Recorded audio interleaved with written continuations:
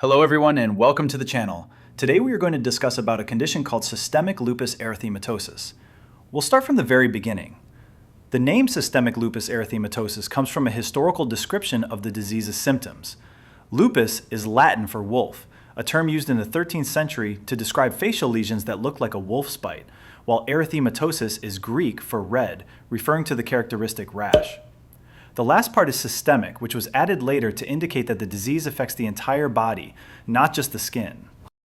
Lupus shows a striking predilection for women, with a 9-to-1 female to male ratio, typically striking during the childbearing years, between ages 15 and 44.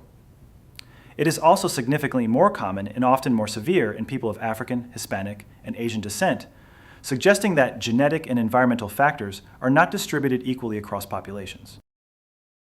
Systemic lupus erythematosus is a chronic autoimmune disease that affects various parts of the body. It all starts with the immune system, which usually is designed to protect our body. Instead, it turns against its own cells and tissues.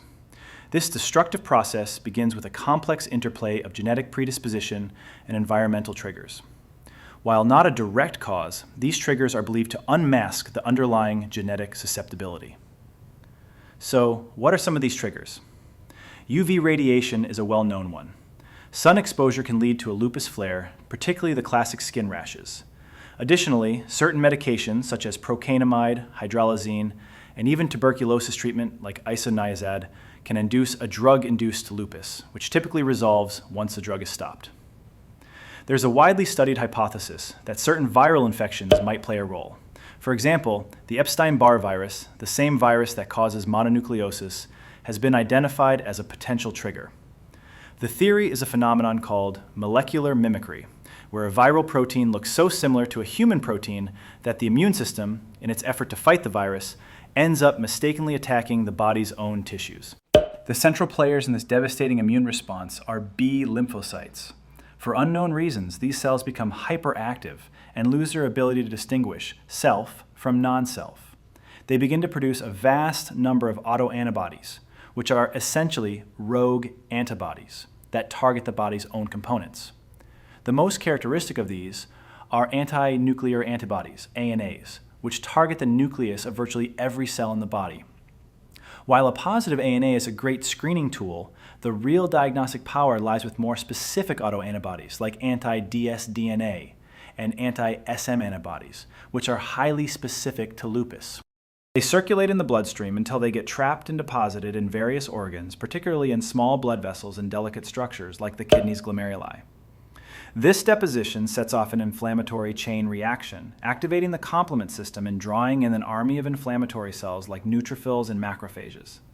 This persistent low-grade inflammation is what leads to the chronic, widespread tissue damage that defines lupus. Adding to this vicious cycle is a defect in the clearance of apoptotic cells. When healthy cells die, their remains are typically cleared efficiently by the immune system.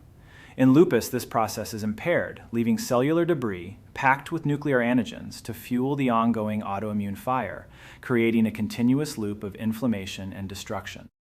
Lupus is a master of disguise, presenting an astonishing range of symptoms that can shift from one organ system to another. It's absolutely crucial to be aware of the full spectrum of its clinical manifestations. Let's break them down piece by piece, starting with the most frequent ones. Nearly every lupus patient experiences extreme fatigue, often described as a bone-deep exhaustion that doesn't improve with rest. Other general symptoms include unexplained fever, often associated with signs of inflammation on blood work, such as an increased level of C-reactive protein and a high erythrocyte sedimentation rate. For the joints, arthralgias, its joint pain, are a hallmark, often affecting the small joints of the hands and feet. This can progress to a non-erosive arthritis, which causes swelling and stiffness, but typically doesn't lead to the kind of permanent joint destruction seen in rheumatoid arthritis. A unique, though rare finding is Jacquard's arthropathy, where the joints become deformed, but the deformities are reducible, meaning they can be manually corrected. The most visually striking sign is the classic malar or butterfly rash, a facial redness spreading across the cheeks and nose. When we talk about the butterfly rash, we almost certainly have to remember its main characteristic: photosensitivity. This is an abnormal reaction of the skin to sunlight, particularly ultraviolet UV radiation. Furthermore, patients can also develop discoid lupus lesions, which are coin-shaped, scarring rashes that can lead to permanent, irreversible hair loss on the scalp, a condition called alopecia. Similar to the butterfly rash, sun exposure can trigger or worsen these discoid skin lesions. Don't forget to look inside the mouth for oral ulcers, which are typically numerous, large, and very painful, often appearing on the hard palate or buccal mucosa. A striking and common vascular symptom is Raynaud's phenomenon, or otherwise known as Raynaud's syndrome, where a spasm of small arteries can cause fingers and toes to turn white, then blue, and finally red in response to cold or stress. Lupus can affect renal and cardiopulmonary systems. These are where the disease can become life-threatening. Lupus nephritis, inflammation of the kidney, occurs in almost 30% of cases and is clinically viewed as urinary disturbances such as oliguria, decreased urine output, and a disturbance in the protein filtration rate, such as proteinuria, excess protein in the urine. It can be associated with nephrotic syndrome or nephritic syndrome, and if left untreated, can lead to end-stage renal disease and therefore to renal failure. In the chest, lupus can cause pleurisy and pericarditis. As the name suggests, these are the inflammation of the pulmonary pleura and the pericardial sac. Clinically, these conditions can be observed as a sharp, stabbing chest pain that worsens with deep breaths. If the inflammation is so severe, it can attack the heart muscle and can cause myocarditis, or the valves, and can cause Liebman-Sachs endocarditis. Because of the lupus inflammatory nature, accelerated atherosclerosis and a heightened risk of coronary artery disease are a serious concern among the patients diagnosed with this condition. Lupus can affect the bone physiology. Long-term inflammation and corticosteroid treatments can weaken bones, increasing the risk of osteoporosis and fractures. As we discussed before, lupus can attack the blood vessels and can cause avascular necrosis to the bone. This term refers to the death of bone tissue, and it is caused due to a lack of blood supply, often affecting the hips, especially the femoral head. Lupus can affect both hematological and neurological systems.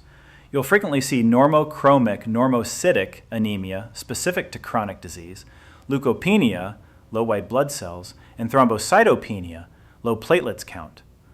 On the neurological front, the term lupus fog is used to describe cognitive dysfunction, but lupus can cause a range of more severe central nervous system symptoms.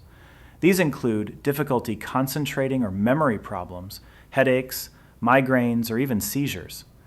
Other rarer conditions like Guillain-Barré syndrome, which is a rapid onset muscle weakness caused by the body's own immune system, can be associated with systemic lupus erythematosus.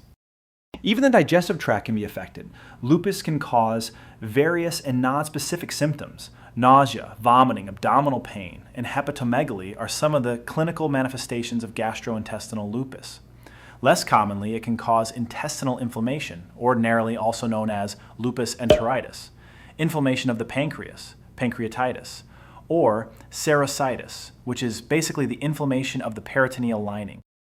So a patient walks into your clinic with fatigue, joint pain, and a suspicious rash. You're thinking about lupus, but how do you actually make the diagnosis? There's no single lupus test. Instead, we rely on a specific set of rules developed by rheumatologists to create a standardized approach. Think of it like a checklist and a scoring system.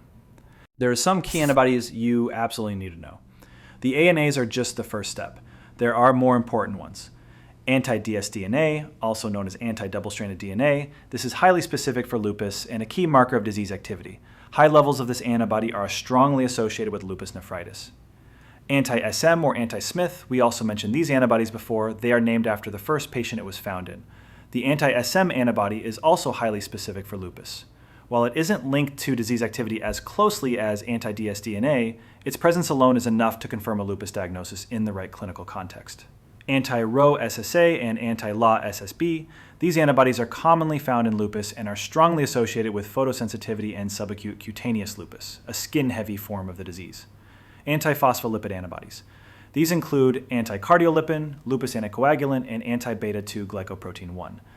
When these antibodies are present, it's called antiphospholipid syndrome, which often occurs alongside lupus. Their presence puts a patient at risk for blood clots, making it very difficult for women to maintain a pregnancy and predisposing them for further thromboembolic complications. These include deep vein thrombosis and pulmonary embolism, very serious conditions with very poor outcomes. There are two major sets of criteria used to classify a patient as having lupus. The SLIC criteria are like a simple checklist.